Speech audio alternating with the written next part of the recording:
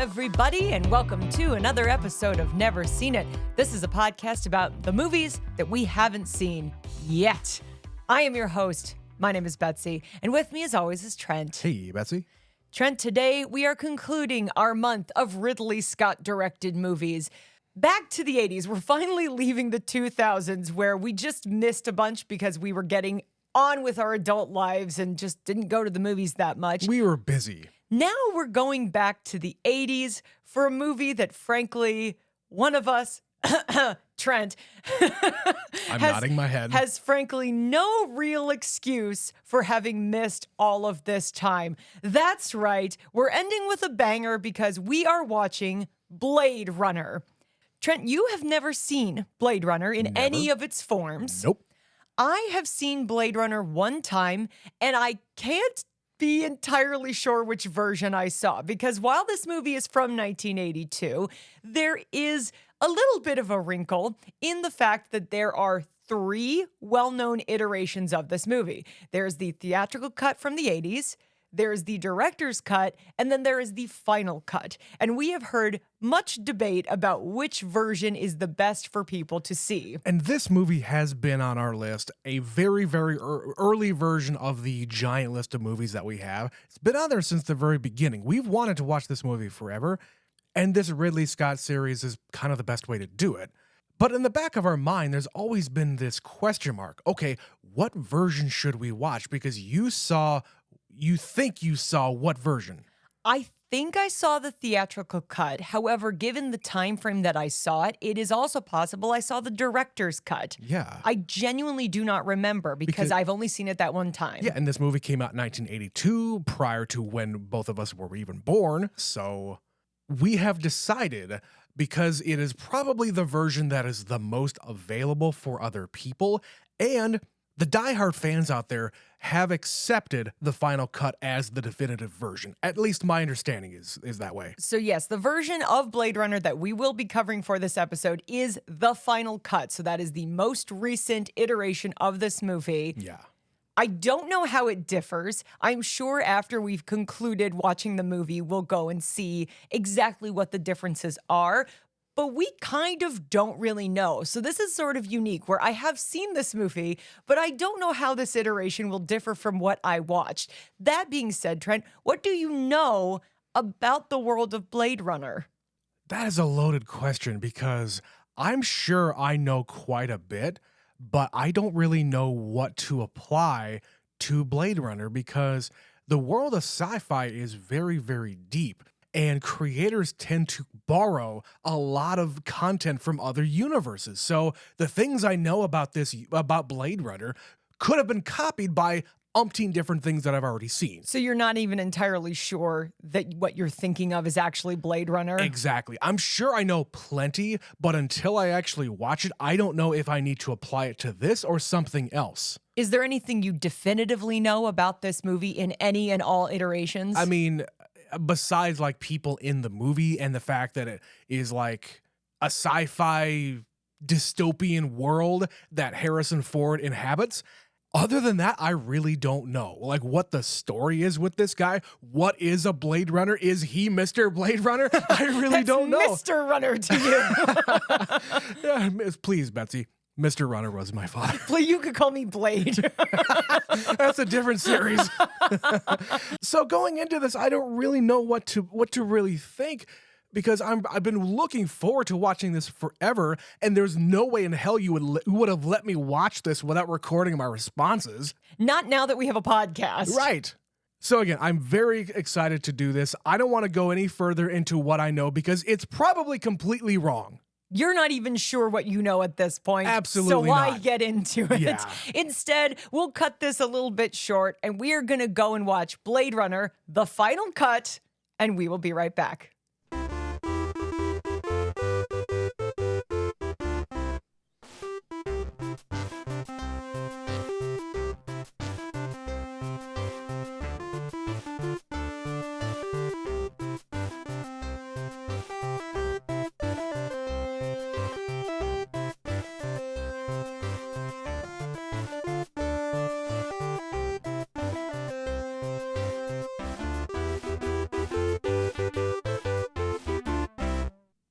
And we are back.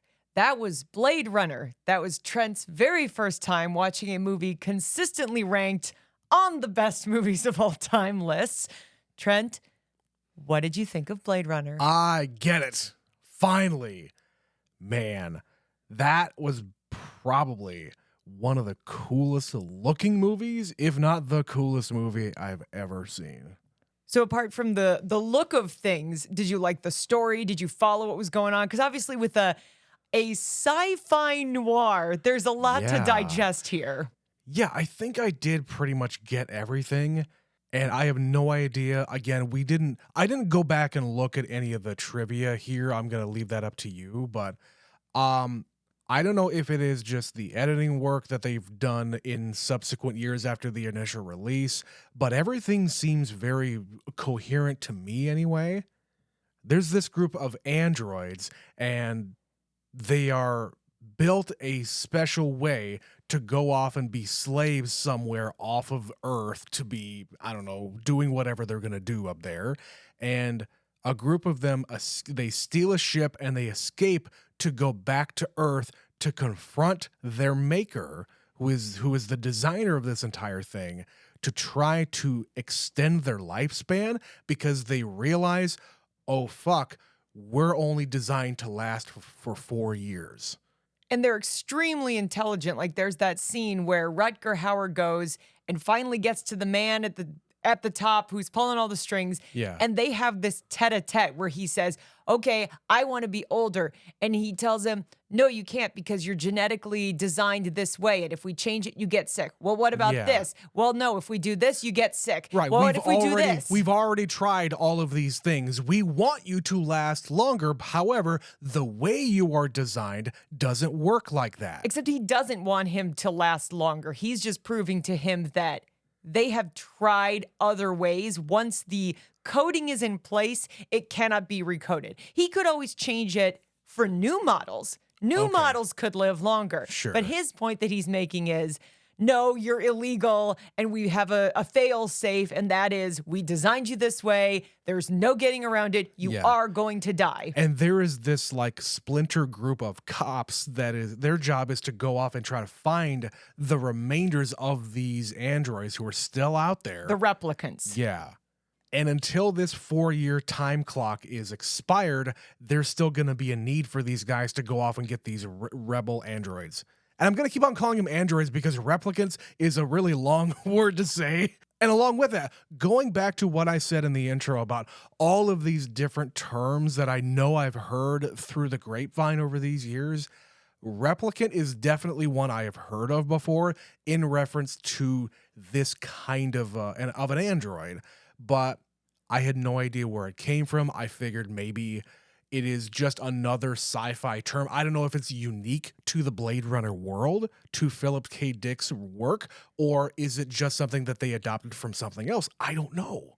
And had you heard the term Blade Runner, did you know what that meant? No. In the context of like what that actually was? Absolutely not.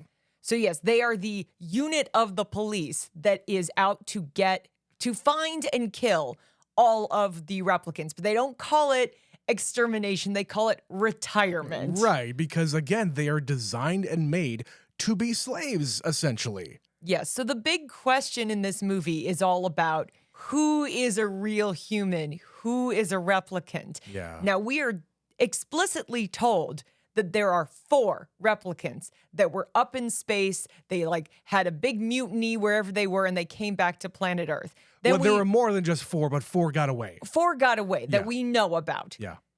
We are also told that Rachel, the woman who works at the company, that she is also a replicant. Those are the ones we know about. But this is the kind of movie where you can watch this and just sort of assume anybody could be a replicant. And they asked that question a few times of Deckard, where they Yeah. say, have you ever retired somebody that was actually a human? Mm-hmm. Did you make a mistake? And he is confident that he has not.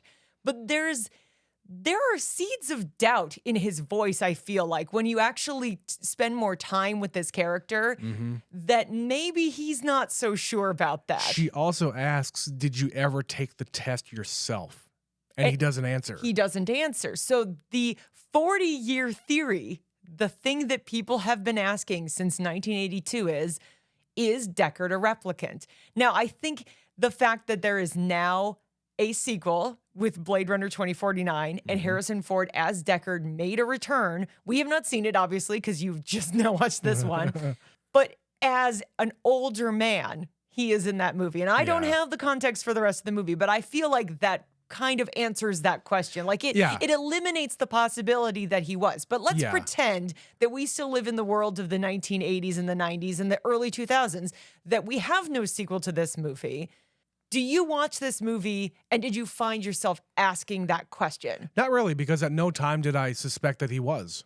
I knew that the question would have been asked. I figured there might be a question, maybe even later on in the movie at the end, or maybe he's even confronted by his own question. But at no time did I think that he was. There is one moment in here where I will give some credence to maybe this is where people get that. There's this trick they use throughout the movie where the replicants that we know are identified as replicants, even the owl, including the owl that we know is fake, they have that kind of reflective thing in their eyes, which is one of the coolest little filmmaking tricks. I'm sure they're just wearing either contact lenses that reflect the light, or they just found a way to do that because, you know, in the 1980s on film, it was really easy to get that reflection. No, I actually know the answer to this question. The top thing in the IMDb trivia, it's the only thing I read. There's actually a reflective piece of glass that they have like at a 45-degree angle to the camera, and they are reflecting some kind of light directly into their eyes. Okay, so it's a very nifty trick to have it happen. Yeah. But there is one shot where Rachel goes to Deckard's apartment and he kind of walks around behind her.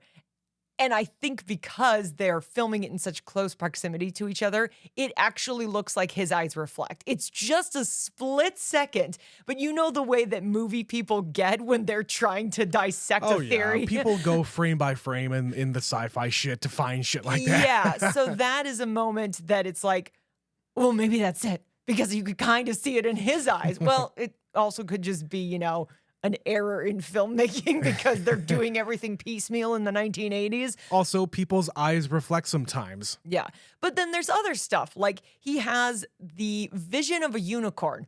What in goddamn hell is that about? It's the Columbia TriStar logo. I have no idea. Seriously, it is just this moment where he is sitting at the piano, kind of daydreaming, and we get a vision of a unicorn running through the woods. And then at the end of the movie, just as he's about to leave with Rachel, the other detective, Edward James Olmos, who we have seen throughout the whole movie folding little creatures, just little tiny little origami little things. origami, not paper mache. He has left one at his door of a unicorn. Why would he know that? How would he know that? Is that a coincidence, or is that because the idea was planted in Deckard's brain because the replicants have been given memories?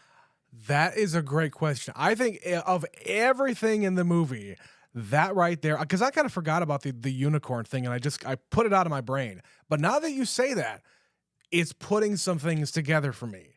Now, I don't really have a theory to go along with it. I mean, that's the only thing to me that would suggest, okay, then maybe there's something additional that I'm not getting. Now, again, we mentioned it before, this is a Philip K. Dick thing. And I'm sure there's a whole lot of like unspoken shit that is not in this movie that is maybe in the book or the short story or whatever it was that this is based on.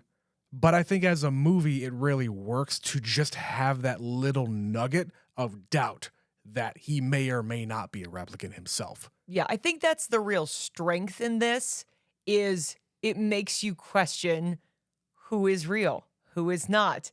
Is your hero, who is actually out killing replicants, a replicant himself? It is a deeply confounding question if you sit and think about it too long.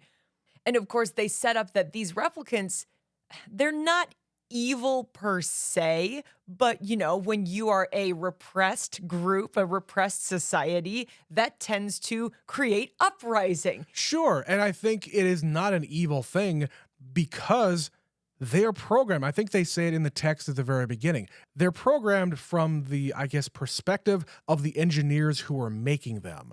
So they're highly intelligent people, being implanted into these bodies, let's say, and intelligent people can figure out when they're being screwed, for lack of a better phrase. And they also talk about, they even say over time, they kind of develop their own personalities and their own feelings on things. They start to develop all these emotions that are not necessarily implanted in them from the get-go. Yeah, this group also, in particular, they have some very tiny line about they're like designed for war or something. They say something about military training. I don't remember exactly the line. I don't get that. Some kind of high degree of knowledge in military and fighting. There's something in there I remember them saying when they're kind of giving the rundown of here are the replicants we're looking for. Yeah, it makes sense because they're off-world and we don't know what the fuck is happening off-world. We don't get that in this movie. No, the only thing we get is Rutger Hauer at the end of the movie as he's dying saying, "You've not lived the way I have lived. You have not seen the things I've seen out in this vast universe of ours." Yeah, you haven't seen. I've seen things that you wouldn't believe. And the other thing that I read was the quote at the very end, quote, "All those moments will be lost in time like tears in the rain." That was his line. That was an ad lib, by the way. Yeah, it's a profound thing to say when you are tapped so deep into this character. It's not only that, but it is perfectly summarizing this entire movie. Like, the questions remain as just humans in general. What the fuck are we? What is life? What is all of this for? What makes you human? What is my life worth? Is it the memories? Like, what makes me a human? Is it the memories in my mind? Is it the experiences that I have? Is it all of the different people that I interact with? If half of my life, half of my memories are fake, then what is it all for? Because they also say a lot of these people, they have their memories, like their quote unquote lives imprinted on them. And I think that's really the most profound question. Are we as humans the memories in our brain? Or are we just the way we are right this second? Or are we a product of everything that we have been in the past? It's a mind fuck. I feel like we've been watching a lot of these kind of movies lately where it's like something happens to a character where it's a lie. Whatever they know, whatever they go through has been a lie. And then the truth is revealed to them. But they have discovered something about themselves that is no less true now than it was before. Absolutely. But it's a very profound kind of way to get there. And, we talked about it when we watched V for Vendetta and with this movie, and I can't remember the other one, but there was something else where we recently watched a movie that I had that same thought where you live a lie, but the experience and the thing you find out about yourself is still true. Right. So yeah, that's the big question about Blade Runner is just because they're not real, does that really mean they're not real? And why does that make them different? It gets very heady very quickly. Yeah, again, it's the question, what makes a human? If everything that gets implanted in these bodies, whether they are grown, whether they are raised, whether they have parents, if they actually have DNA in them of some kind, at what point do you stop being a human? At what point do you be a replicant? Yeah, there's a lot of movies about this. There's giant subgenres of sci-fi. Absolutely. Of, what makes a human? Where do you cross that line? Like, there's good movies and terrible movies about this. I recently listened to a podcast. I was listening to How Did This Get Made?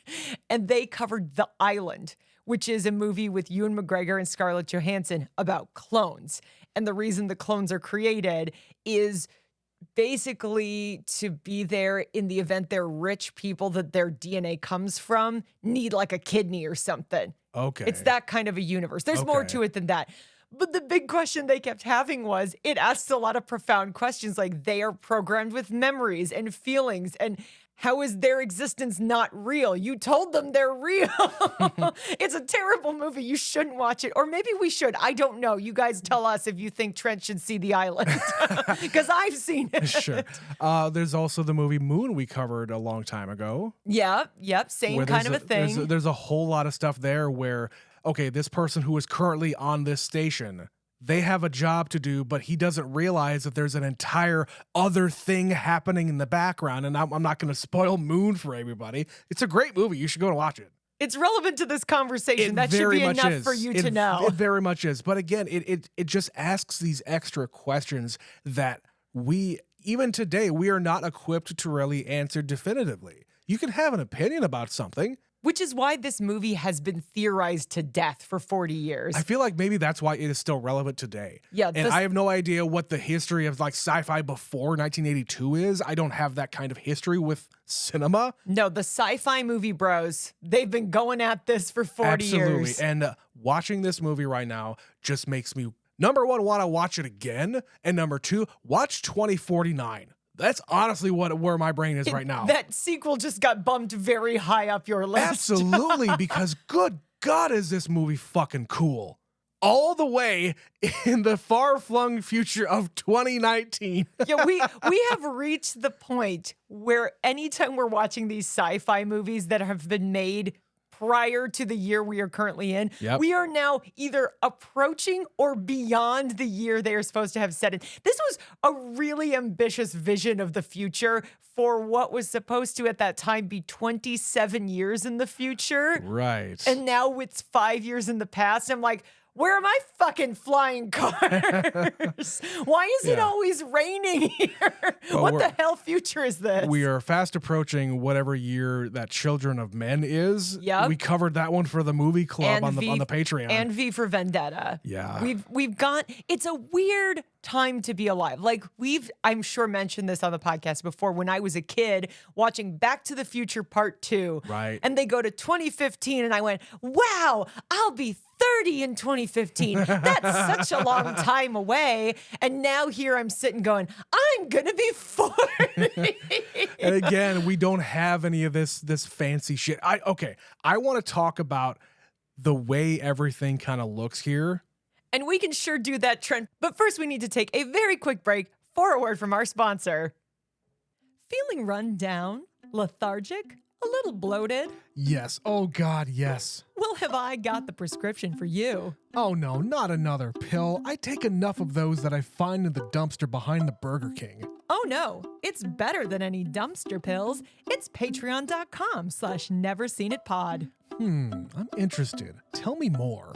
It's premium content from those jokers at Never Seen It. They have 4 other weekly shows, plus bonuses. I've heard of those guys. They're like super talented and funny. And sexy. Don't forget sexy. Oh, then I'll definitely check them out. Thanks, disembodied voice. Anytime. So obviously this movie being set in the future, or at least when it came out, what was the future? Of 1982, yes. You have to develop an entire world that exists for these characters. And I think, if nothing else, this movie is impressive as shit for the way they fully developed this world. I don't know what the other movies that got nominated were, but this movie got nominated for whatever the equivalent of Best Production Design, and it didn't win. Yes. What the fuck? I actually have that pulled up here, Trent. So this was nominated for a grand total of 2 Academy Awards. Yes, it's this and the visual effects. Yeah, I think the problem is for 1982, this was still pretty ahead of its time, and the Academy had not come anywhere close to appreciating a movie like Blade Runner in 1982. I suppose. It was still a genre movie. It was very much in that. But this got nominated for Best Art Direction and Best Visual Effects, and it lost visual effects to E.T., the extraterrestrial. Okay. And it lost art direction to Gandhi. What? No, we can't speak to Gandhi because we have not watched That's it. a really interesting sentence you just said there.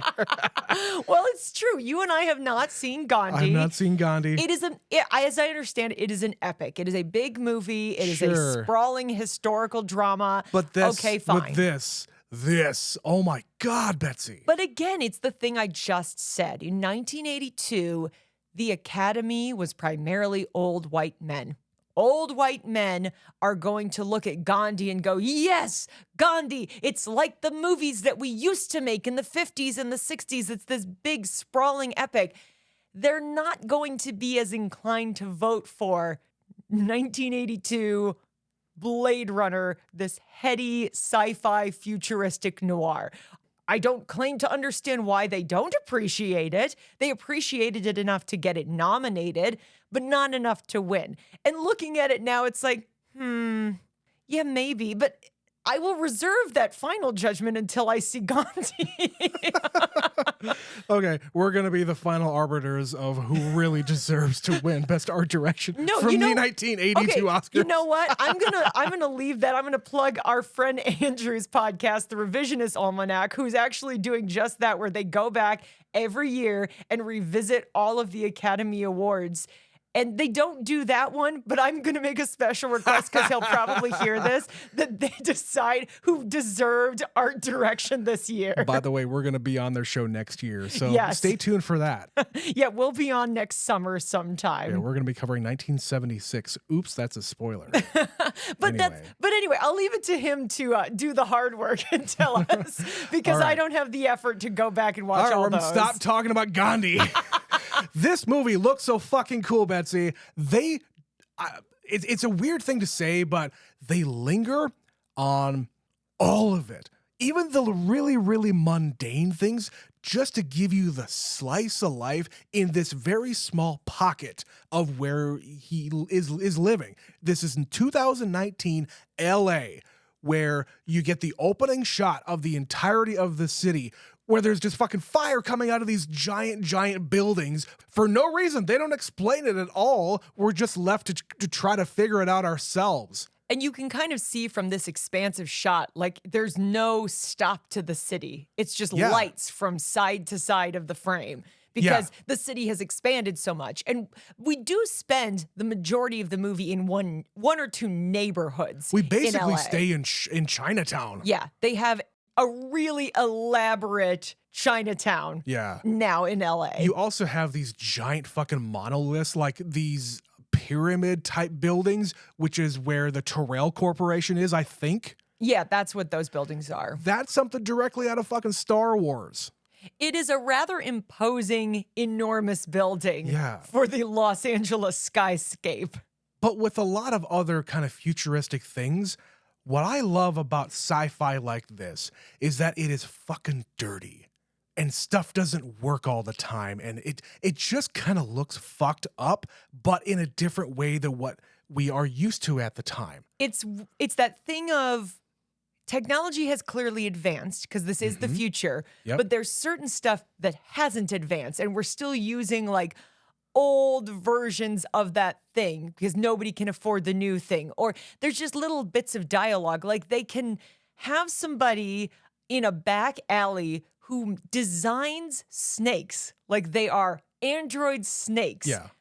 And the stripper says, "Do you think I'd be working in a place like this if I could afford a real snake?" Right. So then we're setting up what happened to the snakes. Is it because everybody lives in this squalor and that's just what we've accepted, and animals are hard to come by? Are animals endangered? Like, just that one line of dialogue makes you question, where are the snakes? Why are snakes so expensive? Well, just talk about animals. Like, when Harrison Ford is walking down this corridor, there's these fucking ostriches just kind of strolling by. Are they real? Are they fake? I have no idea. Are they pets? Are they food? Yes. Why? Yes. But then there's also, giant neon signs every goddamn where. Yes. Coca-Cola's going strong in 2019. Betsy, I have an entire list I want to get to later, but all of these fucking brands that have advertising everywhere, the product, it's not even product placement, it's just the logos. Okay, I might as well just do it now. I wrote down, Coca-Cola, of course. Koss Electronics. Do you remember Koss? No. Koss. No. They made the really, really cheap-ass headphones that you would plug into your CD player. Okay. Don't remember that. I absolutely remember Koss. Cuisinart, still a thing. RCA, kind of still a thing. The brand still exists. They've evolved somewhat. Yeah, it's one of the only American electronics brands from this era that survived. I had RCA products in my youth. Atari, still surprisingly a thing. Citizen watches, Dentine gum, Budweiser, Pan Am, and TDK. You were paying a lot closer attention to this than I was because I saw some of those, but I'm like, Yes. where the fuck was the toothpaste thing? It was like, but it was a Rutger Hauer or scene. gum or whatever that It was. was a neon sign behind Rutger Hauer when he's talking to one of the other replicants. It's kind of in the background and obscured, but it was absolutely dentine gum. Okay. But yes, I was paying very, very close attention to a lot of that stuff because it's just the slice of life in this very small corner of the universe.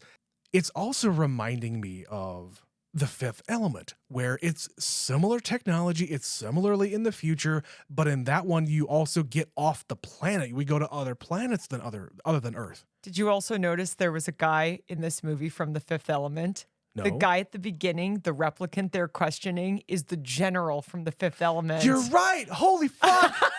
I never thought of that. It didn't click, but I was like, I know this guy. I know his face. Oh my God, my mind is blown. That's amazing. Of all the things for you to throw it That's to. amazing.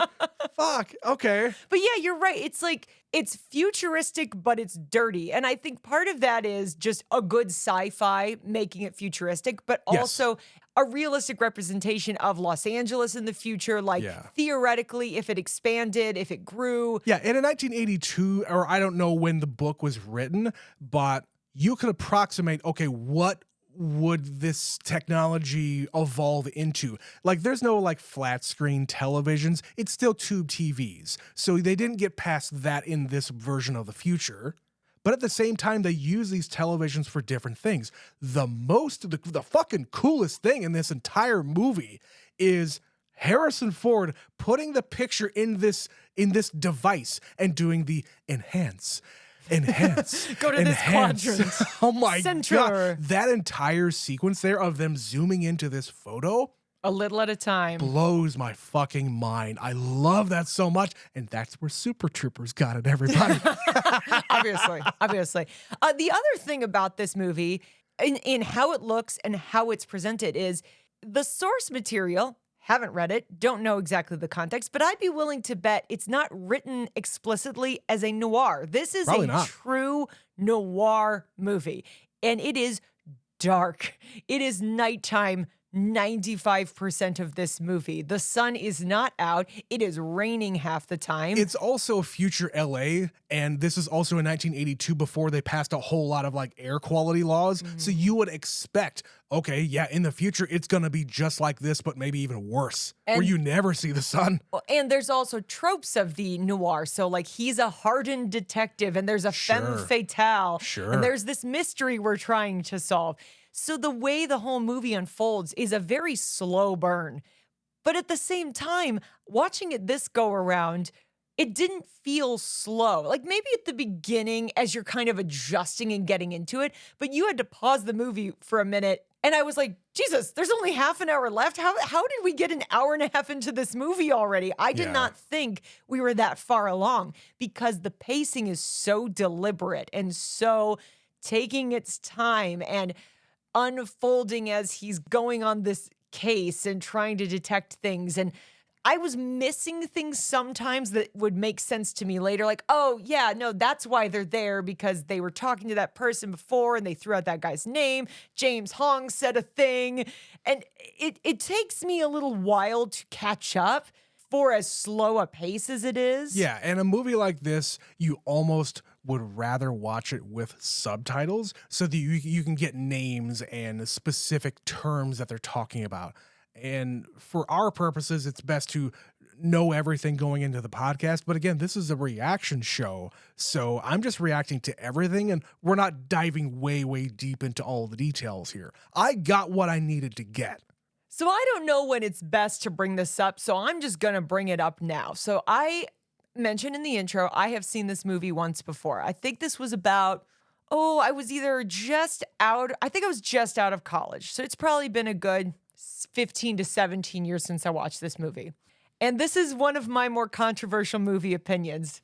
I didn't like Blade Runner at the time I watched it. I just thought it was really boring. And I'm enjoying this conversation I'm having with you, but I'm not going to lie. this movie is not really one that grabs me immensely. I watched it again with a very open mind. We just started. Maybe it's just Philip K. Dick that I have this problem with because we just did on the Patreon a new show we started called Second Chance Cinema. And the movie we selected for the first episode is A Scanner Darkly, another Philip K. Dick story. And I had watched it once before and I didn't really like it. I watched it again. Was it my favorite thing? Maybe not, but it was an improvement. You can go over there and listen to that whole episode. You got it more at the very least. You appreciated what it was. You maybe didn't love it, but at the very least, you got more out of it the second time. So now I'm watching another Philip K. Dick adaptation after I know I didn't like it the first time. And I'm trying really hard to have an open mind. I think this go around, I appreciated the craft of the movie. I appreciated how it is made, how it looks, but there is just something about this movie that is so cerebral that it doesn't grab me in a way that makes me like strongly desiring watching it again. And I know that I'm not the only person who feels like this. I have spoken to other people I know who are not wild about Blade Runner. I don't think this is a bad movie. I think I definitely this time around appreciated the craft and the skill and the intention behind it. Maybe it's because I watched the same version with a new set of eyes. Maybe it's because I watched a different version of this movie because I, to this day, couldn't tell you which version I watched. But yeah, I don't know what it is about Blade Runner. Like I said, I'm enjoying talking to you about it. I like you expressing why you like it. And I'm enjoying that element of it. But I'm just kind of lost as to the point of this movie. It's just sometimes a little too slow, a little too dry. I get that. It's not bad, but this is definitely one of my more controversial movie opinions when talking to the film bros. Hey, it's not that, again, you're not having the same appreciation that a lot of other guys, and I'm going to specifically say guys here, and maybe that's something to do with it. I think it might be because the other people I know who don't get this are also women. Yeah, and again, all of the women here are also not human. There are no regular human ladies in this that I could tell. The old Chinese ladies who work in the market, I think, are the only women. Maybe. And we don't even know because it's that kind of a movie. We don't know. But again, I think it goes to my sensibilities that, hey, this is a fucking cool ass movie. And if I saw this when I was like a little boy, I maybe would have thought this is the coolest fucking shit ever. But now sitting here as a 40-year-old man, I still think this is really, really cool. But I can understand where you're coming from here, where maybe there's just not a lot here for you. Yeah, something just doesn't resonate with me. Like I cannot really articulate it, but I have done this now twice, and maybe it's just one of those movies that I have to watch a lot of times to really get it. Yeah, and I think going from however you watched it before to this, now obviously this is a much better viewing and audible experience overall, for you. Yes, the presentation is better. This looks so much better than what I'm sure you've seen in the past. It sounds so much better. So thank you, husband, for caring about these things. I know. I have to. Somebody has to. But in doing so, in you actually seeing it in its full glory, I think you can have a much better appreciation for it. For as far as that goes, I'm sure you're going to hit a wall here. Like, you can go frame by frame in this movie, and I know you're not going to do that. Neither am I. But you could go frame by frame and just point out all the cool shit in here. But at the end of the day, it's just another, like, semi-crime noir story that looks cool. And I think as a movie, as, like, a beat-to-beat story, it's not all that interesting. From an action point of view, there's hardly anything in here. And the action portion at the very end, when Harrison Ford is just climbing the building, I was questioning what the fuck is going on.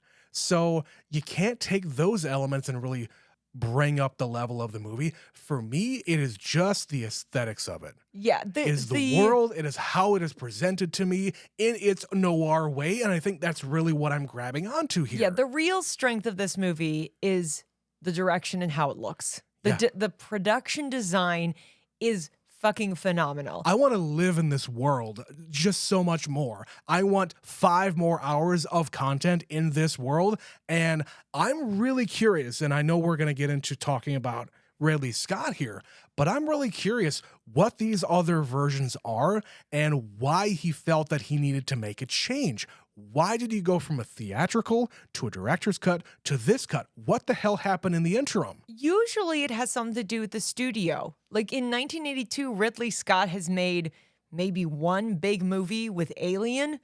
I think that's kind of the extent of his fame at that point. Yeah. So making a big movie like this, he didn't have the rights to the final cut. He doesn't get to say the version that goes out to the public. And with a movie like this, I think it's extremely important that his vision be met. Like there's actually in one version of this a voiceover.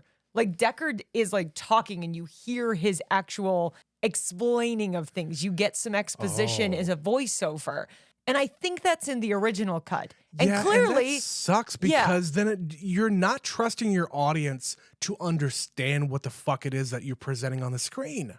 But here's the thing. I also don't know if the intro to this movie, the one that we watched, had text. There was text explaining things. Was the voiceover explaining the same stuff and it's just presented in a different way? There's always going to be something you need to know when it's this complicated sci-fi world. And you can only do so much with a new cut of the movie. Yeah. And why there are 2 different cuts that came in the last like 15, 20 years, that I also don't know. Why did we do it in the aughts and then we did it again like 5 years ago? I don't know. I'm sure there's a lot of behind the scenes that we could look into on this. There's 100 different podcasts we could listen to about people really breaking down Blade Runner. I don't have time for that shit. How about our listeners? If you know what the fuck is going on with these different cuts, email us. Tell us all about it.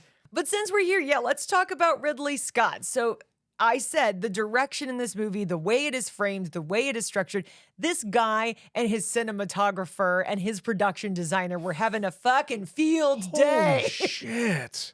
Yeah. Again, it all comes down to the aesthetics of this movie, and I've seen the original Alien once, and I can even remember some stuff from there that applies to here as well. It is just very dark, very quiet, but at the same time, he's lingering on a lot of these shots and a lot of, like, early on, when Harrison Ford gets quote-unquote arrested, he's just kind of tooling around and getting a sense of this world. He's just flying around. Eating his noodles. That's a great thing. I'm eating, and he brings them with. Tell him I'm eating. But yeah, we are just lingering on a lot of these shots and allowing the audience to kind of just drink everything in. And that's maybe a part of the noir genre where you're not going to have a lot of quick cuts and action, and people are just going to be walking around and flying around and doing what they're doing. It's a lot of style. There's a lot of style. You know, Rachel, her character is straight out of the 1940s. Why does she have this crazy 40s hairdo? Why do all her dresses look like someone from the 1940s? Why does she smoke? Why does she smoke? Why when she's smoking, is it all like very billowy and lit up across her face? Like this is all so intentional. Everything he's doing. And you're right. He spends just enough time on each frame to get the sense of, okay, this is important because this, and this is important because this. And I'm just going to create an entire mood, an entire vibe, and you're either going to get on board with me or you're not. And there's moments where I'm like, what the fuck is going on? Like when Deckard finally kisses Rachel after there's like sexy sax music. That scene right there was probably the most confusing thing out of the entire thing. And I would say this being a noir thing is maybe the only reason why that even happens, because I don't get the connection here. And maybe it's just expanding on the idea of what makes you a human. And he's supposed to be out to get these replicants, but now he's like in love with one. Yeah. That right there isn't earned. It's the femme fatale of it. It is. He can't help himself, basically. Like he goes back to his place at the very end of the movie and he's relieved that she's still alive and they're going to escape together. Which I want to ask a question about that. Us watching this for the first time before there was a sequel or even talked about a sequel or anything like that, When you saw this for the first time, if you remember, or sitting here right now, what do you think them escaping really means? Like, are they giving the nod to the skeptics out there saying, oh, he really is a replicant and he's found his partner from now on? And like, what are you feeling here as far as the ending is concerned? I mean, in this version, Edward James Olmos says something about it's a shame she's gonna die, inferring, she has a 4-year lifespan. Mm-hmm. But then he also says something about, but whatever, that's living, I guess. Everybody's gonna die. Everybody's gonna die. And then the two of them leave, and he hears that voice saying it as he's examining the tiny unicorn made out of tinfoil. Yeah. But I think they're just gonna go and have what time they have together. It's not really more complicated than that. And like the thing that I don't really understand here is like going all the way back to the beginning of the movie when we are introduced to Harrison Ford for the first time. He's not really on the clock anymore. He's not a Blade Runner anymore, but he's being brought back for one last job. Is that really what's happening here? Well, he even says to his boss, you should get such and such guy. And his boss said, I did. And he would do it, except he infers that he's now on a respirator or something because he got fucked up. Right. Basically, he's calling this guy up because he's the best he had, not the best he has. The best he has got fucked up, so he needs you to come back and do the job because no one else is going to get this done for me. Do you think he is still a cop at this point, or just a regular ass cop? He's not a Blade Runner. He's just a dude, as far as I can see. He says, I quit. But then he shows his badge around, so it's a little bit unclear. Yeah, they don't give him a badge again. And no, I think it's more... That's just unclear. It's more like Noir, where they used to be a cop. They're not a cop anymore, but they work with the police as a detective, but they're like a private investigator. Yeah. What do you think of the name Blade Runner? Because honestly, I just think that those two words put together just sound cool. I agree, because that's not the title of the short story. No. The title is something to the effect of, Do Androids Dream of Electric Sheep? That's the exact title. That's a terrible title for a movie. It is. So it's just what sounds cool and futuristic? Blade Runner! At the end credits in the special thanks, there's actually a line there thanking somebody for the use of the title Blade Runner. So I have no idea what that is relating to. Some other property already had the name, and they said, please let us use it. For this movie. Yeah. Yeah. Which, by the way, also at the very end of the credits, it was dedicated to the memory of Philip K. Dick because he died the same year this came out. Yeah, I didn't know that, but that makes sense because this is kind of as far as I'm aware, launch of creating movie versions of his stories. Adaptations of his stuff, because it just kind of exploded after this, as well as a whole lot of other sci-fi movies. Like 2 years after this, Dune came out. Well, and keep in mind, Harrison Ford squeaked this one in between Empire Strikes Back and Return of the Jedi. Yeah. Return of the Jedi came out in 1983. Somewhere in there, he had time to make Blade Runner. Go figure. Yeah. So there was a lot of sci-fi going on. Arguably, Star Wars is the thing that really kicked it off because we had Star Wars, we had Alien, we had Blade Runner, we had, like you just said, Dune coming out. Yep. It was a whole thing in the late 70s and the early 80s. And there's so much of it, and some's really good and some's not so good. Another movie that came out this year, if you recall, Tron. Yeah. Another movie that has a sequel that now we're we have to go and watch the Tron sequel. Seriously, before we even sat down to record this, I just said, maybe we need to do a sequel series, but have it be a sci-fi. So it's Sci-Fi Sequel Sunday. Sci-Fi Sequel Sunday. Coming in 2025. If you support this idea, send us an email. Never seen a bunch. There you go.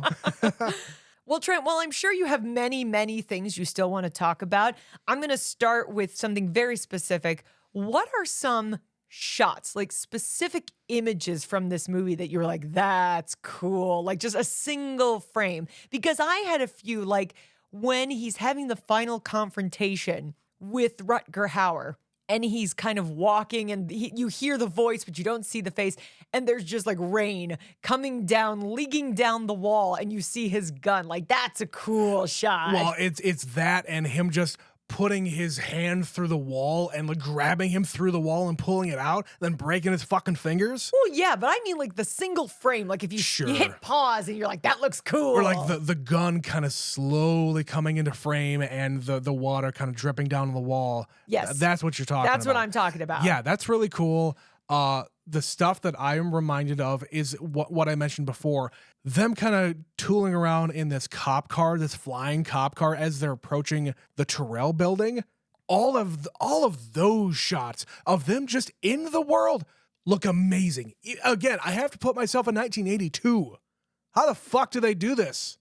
But then there's also things that seem so practical. It's just that they're extremely good at lighting. It's really the mundane stuff that give it the details. Yeah, so there's like all these tunnels in Los Angeles that they're just using. So there's a shot near the beginning of the movie where they're driving through a tunnel and it just looks wet, and the way the lights from the cars are reflecting on the roof of the tunnel. Yeah. Like that looked cool. When he is chasing down Salome through the streets and he finally shoots her and she's running through the glass, and the way all of the neon lights are reflecting and there's bubbles and there's fake snow. It's just like, oh my God, like just that single moment. Probably the most noir shot in the entire movie is where the camera is kind of back in this alleyway, pointing out towards the street.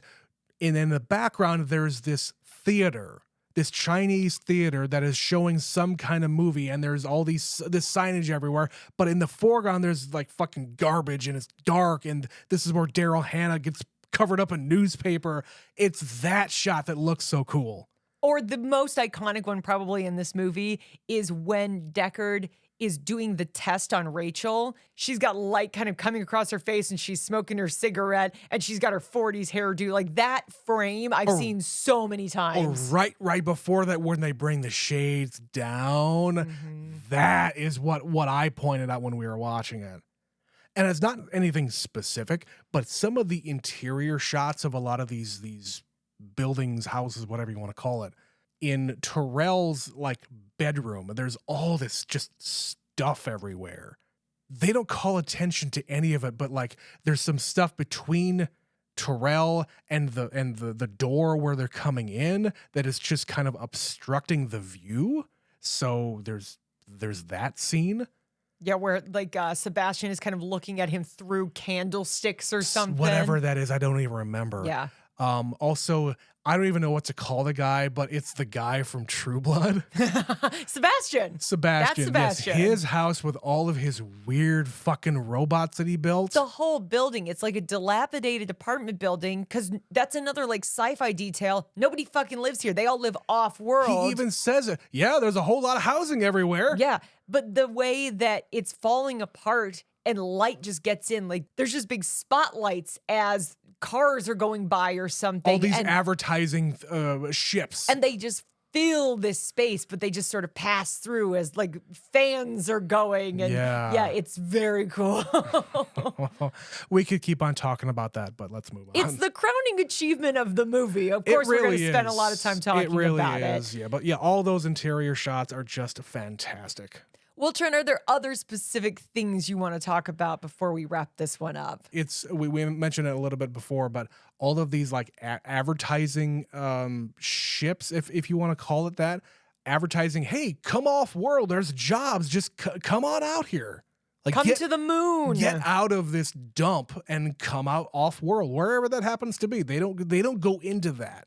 And I think the last thing that I didn't mention that I had heard outside of watching this movie is referring to these replicants as skin jobs. I have heard that term before, but again, completely out of context. You play a lot of sci-fi video games, I think. Yeah, I've also listened to a lot of podcasts where they have talked about, they've probably referred to this movie in talking about other video games. I wouldn't doubt it, because this is such a prolific movie for the time that it came out and for the genre and for Ridley Scott and for Harrison Ford and for a lot of people involved in this movie and the movie itself. I imagine that this movie inspired a whole fucking generation of not only filmmakers, but game makers and just anybody in a creative field. Because again, if you make something that looks that fucking cool, you want to duplicate it in some fashion. Absolutely. So let's take a minute here to just kind of summarize this month that we've had, because I think I've said it every single week. Ridley Scott has presented us 4 movies here that we've selected, completely different from one another.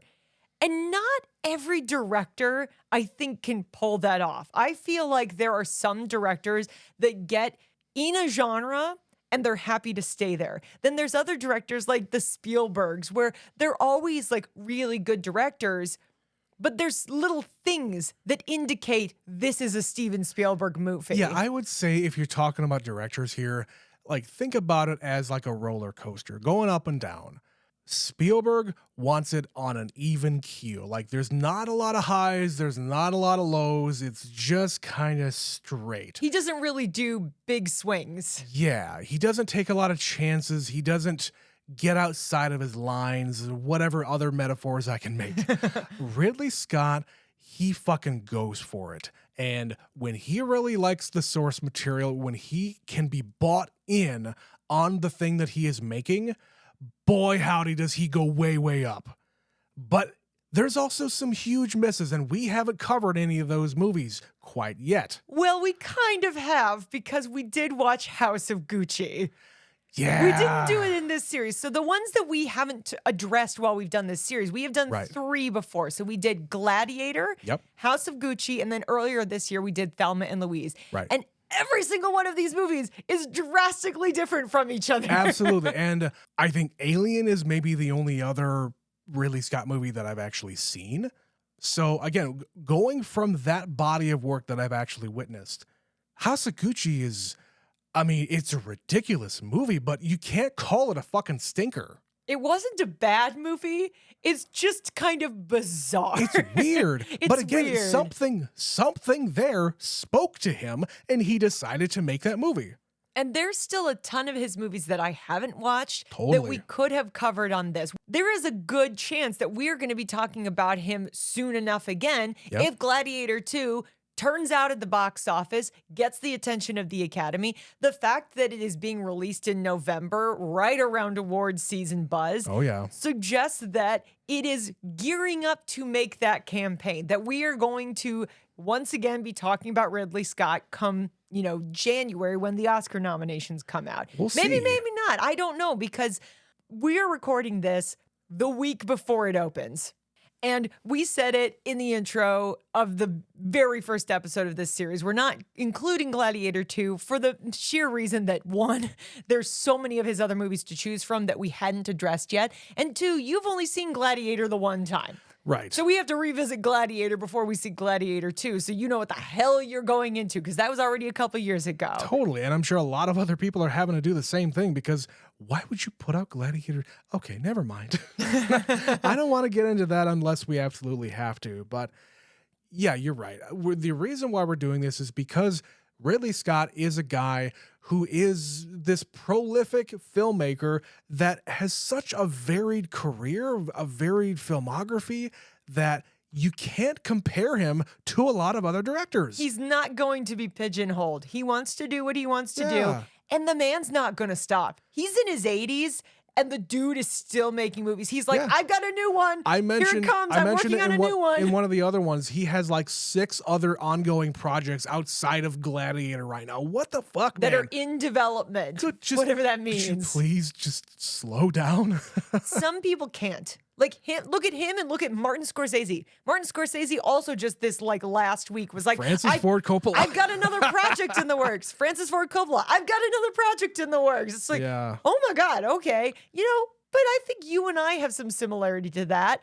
We want to keep going. We want to keep going and doing the things that we enjoy as we get older. It doesn't mean we want to work, but for them, this isn't work. This is their passion. Yeah. There's a difference. We work in offices. I feel like, yes, if I was in this field of making movies, and I absolutely love that, you bet your fucking ass I would be out there making movies if they would give me the budget to do so. Now, we're not covering Megalopolis on this show yet. But he put a whole fuckload of money, of his own money, into Coppola that thing. did, yeah. And, good on him. I have no idea whether or not I would enjoy that movie or not. I would probably very much enjoy watching the movie. It's probably going to be dog shit, but You'd enjoy it to talk about it with your wife. that's exactly what I'm talking about. This is our passion, Betsy. This is what I want to do fully on into my retirement. I want to be a little old woman with a podcast. Let's be those people. We'll be just like Ridley Scott. We will not stop. We'll have just as much success as Ridley Scott, I'm sure. Of course we will, Trent. But that time is off in the distant future.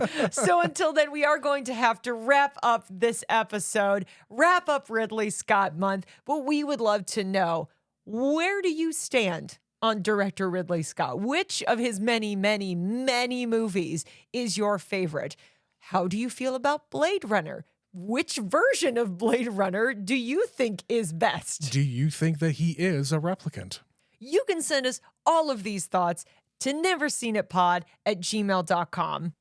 We got an email from our superfan Stephanie about a recent episode we did on 2024's Hitman. So she's visiting Netflix and Glenn Powell and the wonderful world thereof. Glenn Powell's summer will never die. We will never forget. Never ending Never, Powell ever. summer or whatever the fuck. Which, speaking of, she begins Glenn fucking Powell. Hell yeah. This movie was super fun. My only thing with the movie was when it got a little darker, I thought it lost a little bit of the fun. I cannot see myself getting sick of Glenn Powell. I just want him to have fun and be himself. And then she's referencing something we talked about during the episode. She says, I agree with Trent that there would be more care on the part of the police to protect Gary's identity. Haha, I'm right. He may have to testify, but they would at least want him back in the van before the arrest is made, especially since he is a civilian. Anyway, overall, a good and fun movie. Love you guys from Superfan Stephanie. Thank you, Stephanie. Yes, thank you as always for sending us an email, Stephanie. If you would like to be like Stephanie, that email again is neverseenitpod@gmail.com. You can also reach out to us on any of our social media platforms. If you'd rather just send us a message on one of those, we're on there like any good millennials. We're on the internet way too much. Or kind of not on all of the new things. We're just perpetually in the past. I'm not getting on Snapchat. I'm not getting on other fancy new things. Just, Except Blue Sky. That's give me the a new break. hotness. Give me a break. That's for people like us. But send us your thoughts on these movies or any thoughts you have about movies, because we like to hear from you and we like to talk about movies. You can also support the show by going to patreon.com/neverseenitpod, where we've got a number of additional shows that can all be yours for a mere $5 a month. A whole bunch of extra stuff from us, your friends at Never Seen It. Yeah, we've got stuff every single week, brand new, and we're coming up on a year of content. We've got now 11 months, just about 11 full months of content that can be yours.